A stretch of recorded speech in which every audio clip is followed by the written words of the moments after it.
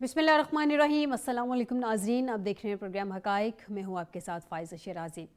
ناظرین، بہاول نگر واقعے سے پروگرام کا آغاز کرتے ہیں۔ سب سے پہلے بہاول نگر میں ٹریفک کی بدعنوانیوں کے باعث آئے روز جو ٹریفک حادثات ہیں، ایکسیڈنٹس ہیں، ان میں حادثات میں نمایاں اضافہ ہمیں دیکھنے میں مل رہا ہے۔ ناظرین، ابھی جو بہاول نگر کی تازہ ترین صورتحال ہے اس حادثے کے حوالے سے، جو کہ انتہائی ناخوشگوار حادثہ تھا جس میں انسانی قیمتی جانوں کا زیاں بھی ہوا تھا، اس حوالے سے ناظرین فی الوقت کی جو لیٹسٹ اپڈیٹ ہیں، ٹریفک حادثے میں شدید زخمی مزید 4 افراد جو ہیں وہ جان کی بازی ہار گئے ہیں۔ جاں بحق ہونے والوں میں سونیا، رخسانہ، نسیم، رابعہ، محمد شامل ہیں۔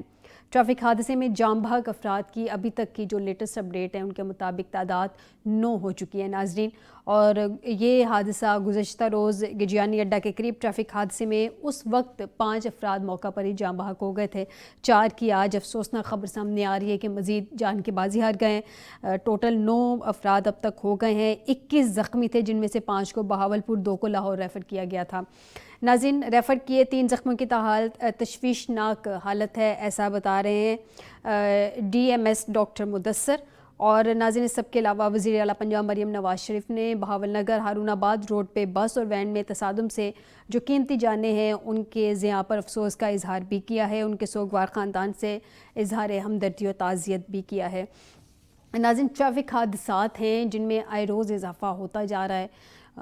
جو اس دنیا سے رحلت فرما گئے ہیں ان کے لواحقین کے ساتھ ہم بھی یقیناً یہاں بیٹھ کے تو ان کے دکھ میں شریک ہیں، جانے والوں کے لیے دعائے مغفرت کر رہے ہیں، اور جو زخمی ہیں ان کی اسپیڈی ریکوری کے لیے دعا گو ہیں۔ ناظرین، سیاست کے حوالے سے جو اس وقت صورتحال ہے اس کی صورتحال کچھ یوں ہے کہ نون لیگ اور پیپلز پارٹی میں اختلافات جو ہیں وہ پنپتے جا رہے ہیں، مزید سٹرونگ ہوتے جا رہے ہیں۔ ابھی جس دن حمایت ختم کر دی، وفاقی حکومت بھی ختم ہو جائے گی، پیپلز پارٹی نے نون لیگ کو وارننگ دے دی ہے۔ اس سے پہلے بھی ہم نے دیکھا ہے کہ پچھلے دنوں میں پیپلز پارٹی اسپیشل بلاول بھٹو زرداری بھی نون لیگ پہ تنقید کرتے نظر آ رہے ہیں۔ ناظرین، یہ بات درست ہے کہ نون لیگ کی حکومت اگر کھڑی ہے تو وہ پیپلز پارٹی اس کی بہت بڑی اتحادی اور بڑی اہم اتحادی ہے، جن کی ووٹ اور سپورٹ کے بغیر نہ تو وزیر اعظم بن سکتے تھے، نہ ہی یہ اتحادی حکومت بن سکتی تھی۔ تو یہ اگر ان دونوں میں اختلافات سامنے آ رہے ہیں تو یقیناً پیپلز پارٹی کے جو جتنے بھی اختلافات ہیں، جتنے بھی ان کے اعتراضات ہیں، اس کو موجودہ حکومت کو اس کو ختم کرنا چاہیے تاکہ ان کے اتحادی ان کے ساتھ سٹینڈ کرتے رہیں۔ پیپلز پارٹی کے علاوہ پی ٹی آئی تو آلریڈی اسٹرانگ اپوزیشن کر رہی ہے، تو پیپلز پارٹی کا ساتھ موجودہ حکومت کے لیے بہت ضروری ہے۔ ناظرین، یہاں پہ یہ تو پیپلز پارٹی کی سائڈ کی، دوسری جانب نون لیگ کی سائڈ سے احسن اقبال صاحب نے بڑی اہم سٹیٹمنٹ دی ہے۔ وہ کہہ رہے ہیں کہ پیپلز پارٹی ہماری اتحادی ہے، ہلکی بھلکی نوک جھونک چلتی رہے گی۔ ہلکی بھلکی نوک جھونک چلتی رہتی ہے، کیا مطلب ہے؟ یہ ہلکی بھلکی موسیقی انہوں نے اس کو قرار دے دیا ہے؟ اور کیوں اتحادیوں میں ہلکی بھلکی موسیقی، جب آپ کو پتہ ہے کہ آپ ایک دوسرے کے شولڈر کے ساتھ ہی سٹینڈ کیے ہوئے ہیں؟ اگر ایک شولڈر سائڈ پہ ہٹ گیا تو دونوں میں سے کوئی ایک گر جائے گا نیچے، تو پھر اس وقت ہلکی بھلکی موسیقی یا ہلکی بھلکی نوک جھونک سے اوائڈ کرنا چاہیے۔ ہمارا مشورہ ان سیاستدانوں کو، اس پہ بات کریں گے پروگرام میں۔ اس سب کے علاوہ ناظرین، اسلام آباد ہائی کورٹ نے توشہ خانہ 2 کیس کو مزید انکوائری کا کیس قرار دے دیا ہے۔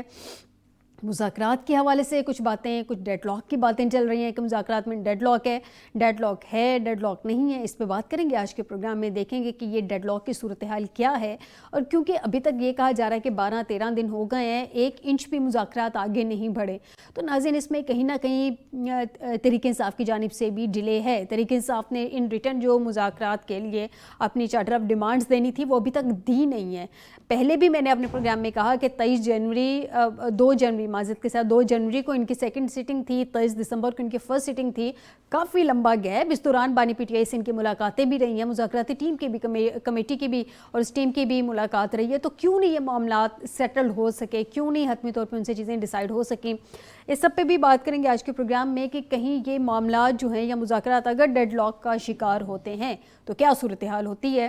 اور کیونکہ علیمہ بی بی نے بھی یہ اسٹیٹمنٹ دے دی ہے، وہ کہہ رہی ہیں کہ مذاکرات سے تاثر دیا جا رہا ہے کہ عمران خان بھی NRO لے کر رہائی چاہتے ہیں، اور انہوں نے یہ کہا ہے کہ جی عمران خان 1.5 سال سے مقدمات کا سامنا کر رہے ہیں، وہ چاہتے ہیں کہ القادر ٹرسٹ کیس کا فیصلہ ہے تاکہ دنیا کو معلوم ہو کہ اس کیس میں کیا ہے۔ القادر ٹرسٹ کیس کا فیصلہ بھی ناظرین جو ہے آج آنا تھا، پہلے پچھلی ڈیٹس کو آنا تھا تب نہیں آیا، اب آج کی 6 تاریخ کی ڈیٹ پڑ گئی تب نہیں آیا، اب کہا جا رہا ہے کہ 12-13 تاریخ کو بھی کچھ سامنے آ سکتا ہے یہ فیصلہ۔